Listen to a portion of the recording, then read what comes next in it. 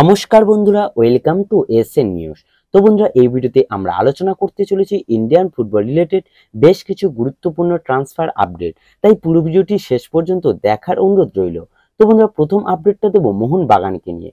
তো মোহনবাগানের সঙ্গে কিন্তু আরও একজন বিদেশি প্লেয়ারের লিঙ্ক আপের খবর বেরিয়ে আসছে, এবং যেটা কিন্তু আজকের দিনে দাঁড়িয়ে একটা নতুন নাম। আর এই নামটা এসেছে কিন্তু স্প্যানিশ মিডিয়া থেকে। স্প্যানিশ মিডিয়া থেকে দাবি করা হয়েছে যে এই প্লেয়ারটার সঙ্গে মোহনবাগানের একটা লিঙ্ক আপ তৈরি হয়েছে। তো সেই প্লেয়ারটার নাম হচ্ছে ডেভিড ডেল পোজো। প্লেয়ারটি হচ্ছেন একজন স্প্যানিশ মিডফিল্ডার।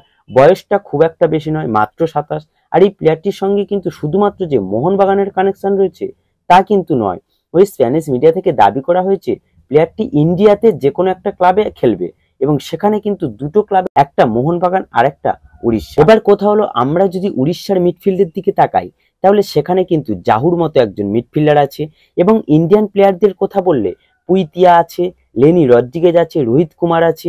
এরকম অনেক প্লেয়ার আছে যারা সেন্ট্রাল মিডফিল্ডে খেলে থাকে, এবং অ্যাটাকিং মিডফিল্ডে খেলার জন্য তারা তো মোহনবাগান থেকে হুগো বুমোসকেও সাইন করাতে চলেছে। তো সেখানে উড়িষ্যা এফসির কিন্তু মিডফিল্ডার আর দরকার নেই। তাই এখানে উড়িষ্যা এফসির থেকে মোহনবাগানের ইন্টারেস্ট বেশি বলেই ধরা হচ্ছে, কারণ মোহনবাগানের কাছে কিন্তু কোনো প্রপার বিদেশি মিডফিল্ডার নেই। তাই সেখানে হতে পারে ডেভিড ডেল পোজোর উপর মোহনবাগানের ইন্টারেস্ট বেশি। তো প্লেয়ারটি এই মুহূর্তে কিন্তু স্পেনের একটা থার্ড ডিভিশনের ক্লাবে খেলছেন। তো এবার থার্ড ডিভিশনের ক্লাব শুনে অনেকেই হয়তো ভাবছো যে আদৌ ভালো মানের প্লেয়ার হবে। তো তাদের বলে রাখি, স্প্যানিশ থার্ড ডিভিশনের কোয়ালিটি আমাদের আইএসএল এর থেকে অনেক হাই, এবং এটা সবাই জানে। তবে প্লেয়ারটি হয়তো কোনো বড় নামের প্লেয়ার নয়, তবে কোয়ালিটি আছে সেটা মানতেই হবে। তো প্লেয়ারটির মূল পজিশন সেন্ট্রাল মিডফিল্ড হলেও অ্যাটাকিং মিডফিল্ড ও উইঙ্গার হিসেবেও কিন্তু খেলে থাকেন। একজন ভার্সেটাইল প্লেয়ার এই ডেভিড ডেল পোজো। কিছুটা কিন্তু জনি কাউকো টাইপেরই প্লেয়ার, তবে বয়সটা কিন্তু অনেকটাই কম, মাত্র 27 বছর বয়স, এবং প্রচুর ওয়ার্কলোড নিয়েই কিন্তু খেলতে পারে।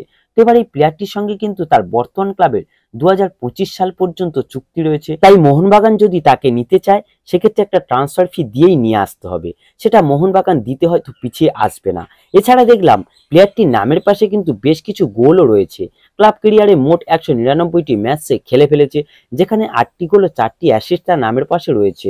তার মোহনবাগানে এলে কিন্তু তার কাজ হবে খেলাটাকে তৈরি করা, বেশ ভালো ভালো অ্যাটাক ক্রিয়েট করা, স্ট্রাইকারদের সামনে ভালো জায়গা বল রাখা। তো এগুলোই কিন্তু মেনলি তাকে করতে দেখবো।